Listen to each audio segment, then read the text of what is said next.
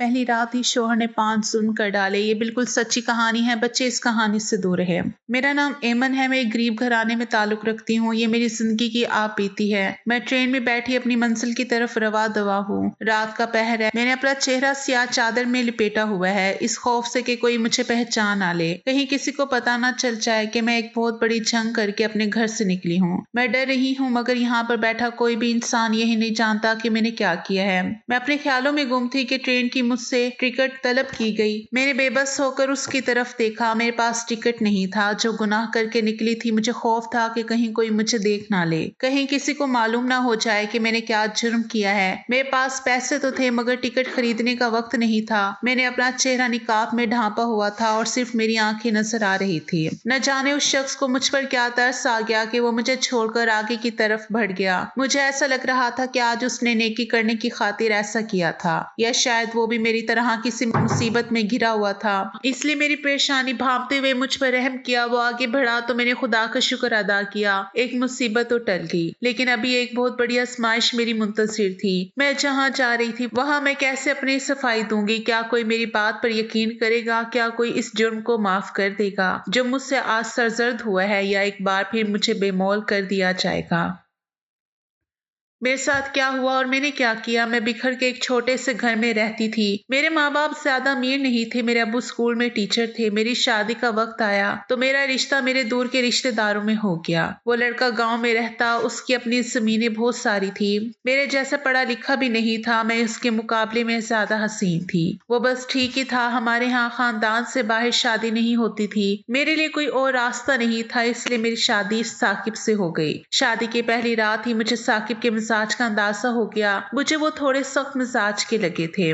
जिस तरह से नरमी के बजाय सख्त लहजे में मुझसे मुखातिब हुए, इससे मैं यही अंदाजा लगा पाई थी। मेरी जिंदगी में कुछ लोग बहुत खास हैं। मेरी माँ, मेरी छोटी बहन और मेरा भाई यासिर। तुम हमेशा उनका ख्याल रखना, मुझे कोई शिकायत ना मिले तुम्हारी। साकिब ने कहा, लेकिन अम्मा बता रही थी कि आप इकलौती हैं, आपका तो कोई भाई नहीं है। मैंने हैरत से पूछा, साकिब मेरे मरहूम ताया का बेटा है और बचपन से ही इधर रहता है। मेरे लिए दुनिया में वो सबसे खास है। उसने हर कदम पर मेरा साथ दिया है। तुम खुद पर यासिर की खिदमत वाजिब समझना। साकिब ने कहा तो मैंने इस बात में सर हिला दिया, मगर शादी के कुछ दिन तक मुझे यासिर नजर नहीं आया। फिर पता चला वो शहर किसी काम से गया है। शादी के बाद मुझे साकिब से मोहब्बत हो गई, क्योंकि मैं एक नेक और शरीफ लड़की थी। मैंने हमेशा यही सोचा, जिस इंसान से मेरी शादी होगी मेरी सारी मोहब्बतें उसी के लिए हैं। मुझे तो साकिब ज्यादा लिफ्ट नहीं करवाते थे। शहर की लड़कियों को अच्छा ही कब समझते थे, मगर आहिस्ता आहिस्ता मैंने उनका दिल जीत लिया और हम दोनों मियाँ बीवी खुशी खुशी रहने लगे। मुझे गांव में काफी मसला था, क्योंकि मैं शहर से आई थी। गांव में गैस नहीं थी। सख्त गर्मी में लकड़ियां जलाकर खाना बनाना पड़ता। मैंने सब्र व तहम्मुल से सारे काम किए। मुझे तंगी तो बहुत होती थी, लेकिन उसे अपनी किस्मत समझकर कबूल किया और खुश रहने की कोशिश करती। फिर एक माह बाद अचानक यासिर हमारे घर आया। मैंने शोहर से पूछा, ये कौन है? तो बोले, ये वही यासिर है जिसके बारे में मैंने तुम्हें बताया था। मैंने कभी पहले इसे नहीं देखा था, इसलिए पूछा। यासिर मुझसे ज्यादा बात नहीं करता था, ना ही मैं उससे बात करती। वो घर में दाखिल होते ही अंदर अपने कमरे में चला जाता। एक दिन मैंने साकिब से कहा, मैं यासिर की मौजूदगी में उलझन का शिकार होती हूँ, क्योंकि वो नामहरम है। कहने लगे, वो बचपन से हमारे साथ रहा है। एमन वो बहुत अच्छा लड़का है, मेरा बेहतरीन दोस्त है। तुमने उसके बारे में आइंदा अगर ऐसी कोई बात की तो मुझसे बुरा कोई नहीं होगा। मेरे शोहर गुस्से में मुझ पर धाड़े तो मैं बहुत डर गई। मैंने सोचा कभी उसके मुतालिक कोई बात साकिब से नहीं करूंगी।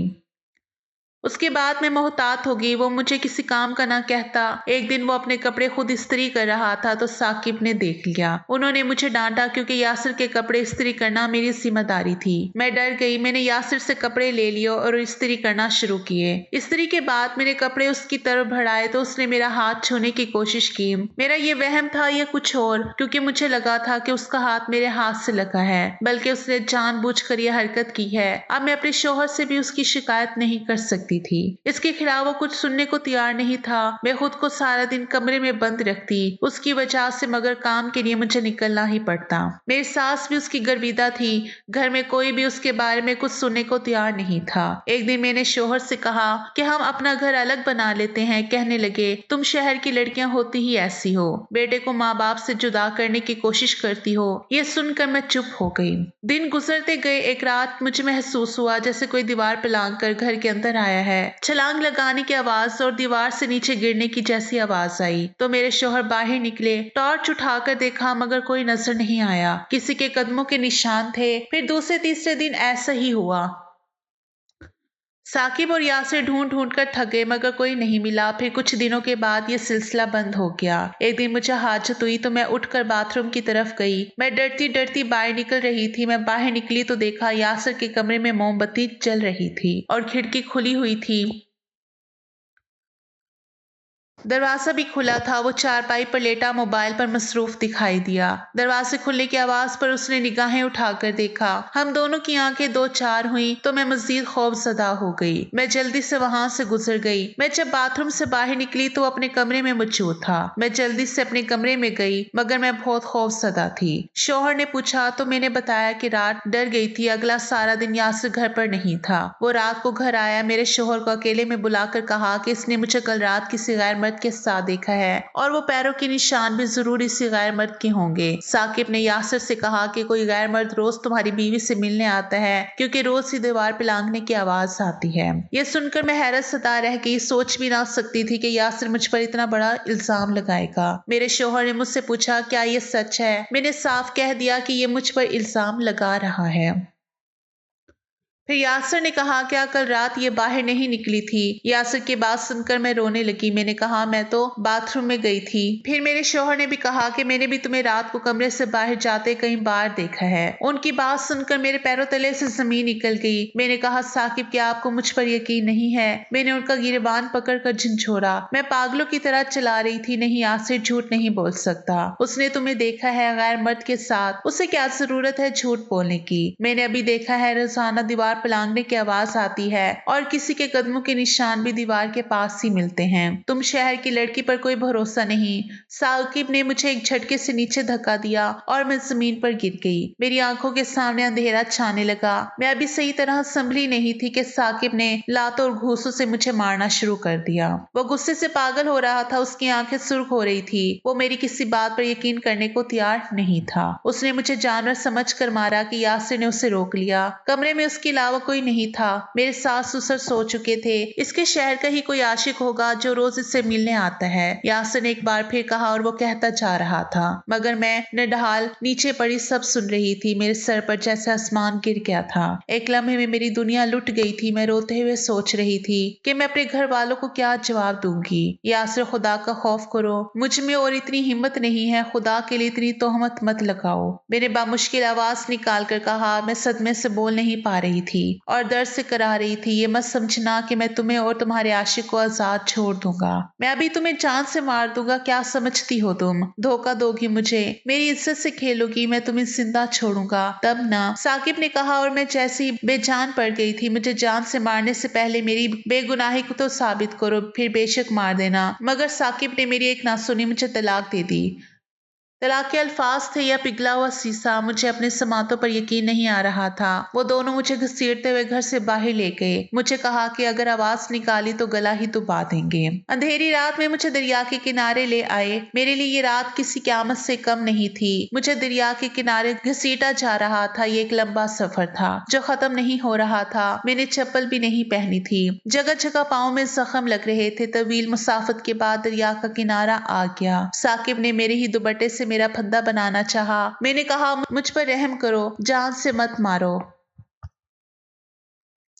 मेरे माँ बाप ये सुनकर ही मर जाएंगे। भाई किसी को मुंह दिखाने लायक नहीं रहेगा। बहनों की शादियां नहीं हो पाएंगी। मैं रोते हुए साकिब से इल्तिजा कर रही थी कि शायद इस बेरहम को मुझ पर रहम आ जाए, मगर उसकी आंखों पर यासिर ने पट्टी बांधी हुई थी। ये सब तुम्हें गुनाह करने से पहले सोचना चाहिए था। अगर मैं तुम्हें पसंद नहीं था तो मुझसे शादी क्यों की? क्यों मेरी जिंदगी बर्बाद की? मैं तो तुम्हें देखते ही समझ गया था कि आखिर तुम जैसी हसीन लड़की मुझसे शादी करने पर राजी कैसे हुई। जरूर तुम्हारे घर वालों ने जबरदस्ती मुझसे शादी करवाई, वरना तो तुम शहर में रहना चाहती थी, साकिब ने कहा और फंदा मेरे गले में डाल दिया जब यासिर ने उसका हाथ खींच लिया। मेरी बात सुनो साकिब, यहाँ पर सामने पुलिस चौकी है, अगर हम इसका गला दबाकर फेंक देंगे तो हम दोनों ही पकड़े जाएंगे, हम पर इल्जाम आ जाएगा। हम ऐसा करते हैं, इसे दरिया में फेंक देते हैं, वहां से ये निकल नहीं पाएगी और डूबकर मर जाएगी।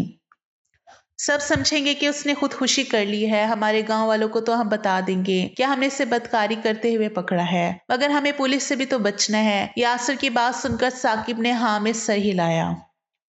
हाँ, तुम बिल्कुल सही कह रहे हो। वो मुझे दरिया के किनारे लाए और नीचे धक्का दे दिया। वो वहां से जल्दी से चले गए कि पुलिस देख ना ले। मैं पानी में डूबती चली गई, मुझे तब पता भी ना था मैं कब बेहोश हुई। मुझे अपनी मौत करीब से नजर आ रही थी क्योंकि मुझे तैरना नहीं आता था। आहिस्ता आहिस्ता मैं डूबती गई, मेरी आंखों के आगे अंधेरा छा गया। मुझे लग रहा था मेरी मौत वाकई हो गई है। किसी चुभती हुई रोशनी से मेरी आंख खुली, मैंने देखा सूरज मेरी आंखों के सामने है। मैं आंखें खोल नहीं पा रही थी। मैंने जैसी आंखें खोली तो देखा यासिर बिल्कुल मेरे सामने बैठा हुआ है। वो मुझे ही घूर रहा था। मैं हैरान रह गई कि मैं जिंदा हूँ, कुछ समझ ना पाई। बहुत देर के बाद जब मेरी हालत संभली तो मैं उठकर बैठ गई। ये एक जंगल नुमा इलाका था जहाँ एक झोंपड़ी बनी हुई थी। मैं इस झोंपड़ी में चारपाई के अंदर लेटी हुई थी। यासिर कुर्सी पर मेरे सामने ही बैठा था। मैं यहाँ कैसे आई? तुम लोगों ने तो मुझे मार दिया था ना, जिंदा कैसे बची? और साकिब कहाँ है? मैंने एक ही बारी में बहुत सारे सवाल किए। यासिर तो हंसने लगा। तुम अभी भी उस बेवफा का सोच रही हो जिसने तुम पर भरोसा नहीं किया। अफसोस हो रहा है मुझे तुम पर, वो तुम्हारे लायक था ही नहीं। तुम तो ऐसी शहजादी हो चाहे जाने के काबिल, मगर इस घटिया इंसान ने तुम पर यकीन नहीं किया और तुम्हारी ये हालत बना दी। मगर मैं जिंदा कैसे बच गई? मुझे किसने बचाया? और तुम यहाँ क्यों बैठे हो? मैंने कहा तो बोला, मैंने सबसे पहले जब तुम्हें देखा